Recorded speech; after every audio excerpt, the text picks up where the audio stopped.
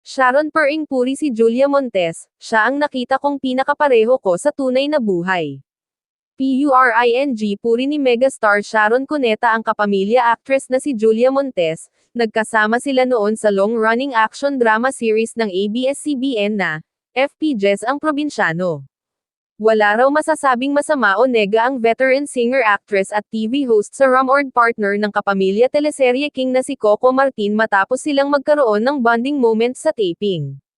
Sa kanyang Instagram page, nagpost si Mega, ng mga litrato nila ni Julia na kuha sa isang lugar sa Ilocos kung saan kinukunan noon ang mga eksena sa, ang Probinsyano.